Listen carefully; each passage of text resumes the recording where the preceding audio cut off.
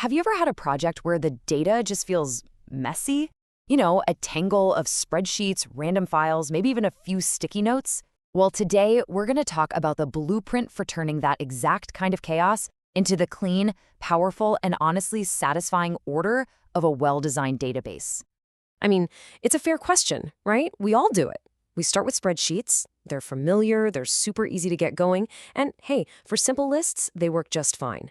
But what happens when things start to get a little more complex? Oh, you know this story. It always starts out so simple. But pretty soon, you're copying and pasting the same customer name or product info over and over.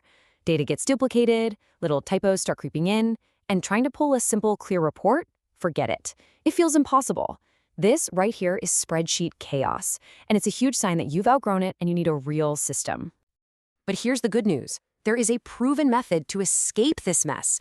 It's called database design, and it's all about creating a single, reliable home for all your important information.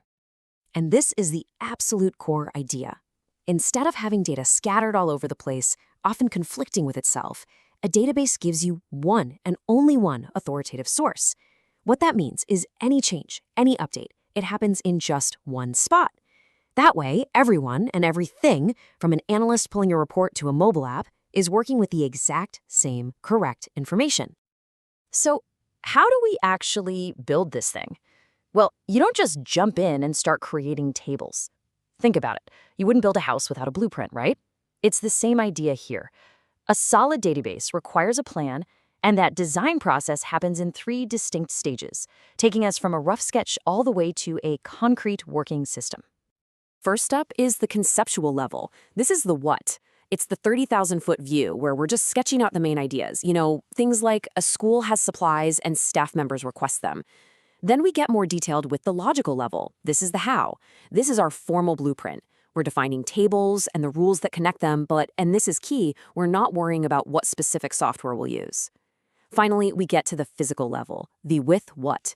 This is where the rubber meets the road. We take our blueprint and bring it to life in a real database system like MySQL or maybe Postgres. Okay, let's make this feel real. We're going to walk through the process of building a simple school inventory system. So the very first step in creating our blueprint is to figure out the main things, or, the concepts we absolutely need to keep track of. So how do we find those things?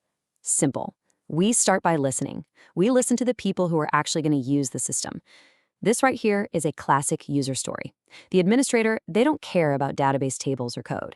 They care about getting their reports and getting alerts when stock is low. Our entire design has to make that possible. So, from that one request, we can start to pull out the key nouns.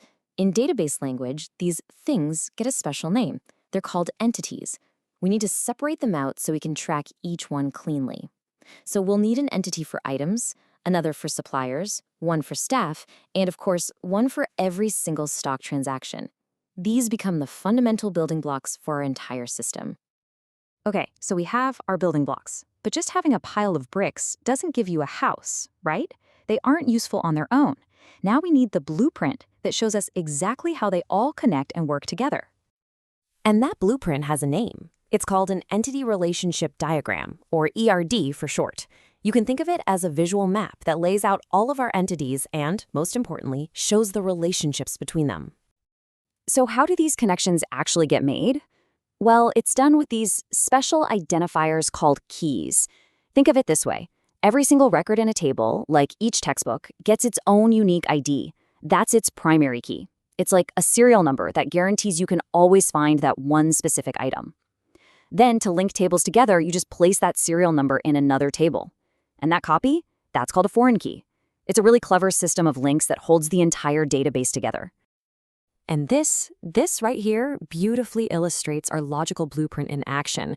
Just look at how everything connects. The stock transaction table in the middle is really the heart of the whole system. It's linked to an item using the item ID, it's linked to the supplier who provided it, and it's linked to the staff member who handled it. Every single line here represents a business rule, all mapped out visually. This is what clarity looks like. So, we've got our beautiful, logical ERD. The blueprint is done.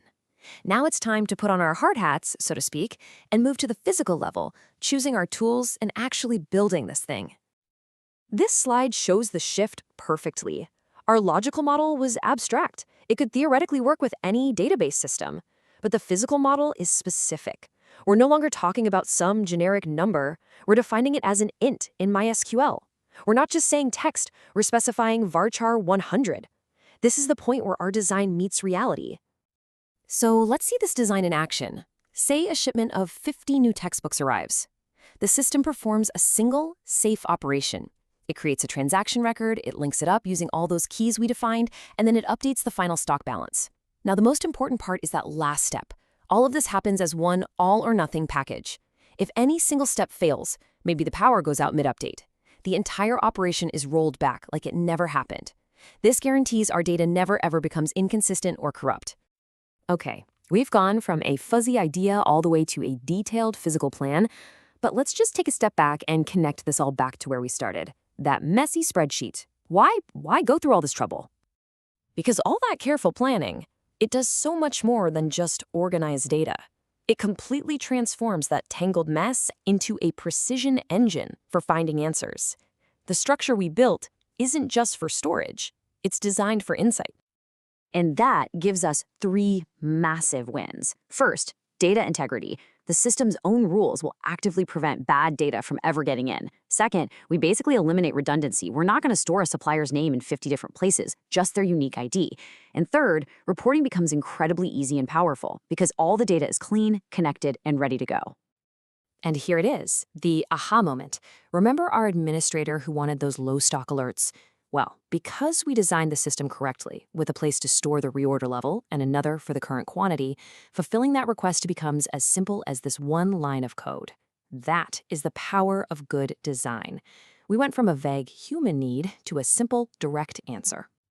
So, as we wrap up, I'll just leave you with this thought. Think about your own work, your own projects. That frustrating spreadsheet, that disorganized folder of files. What chaos in your world is just waiting for a clear blueprint to turn it into a source of real clarity? Thanks so much for joining me.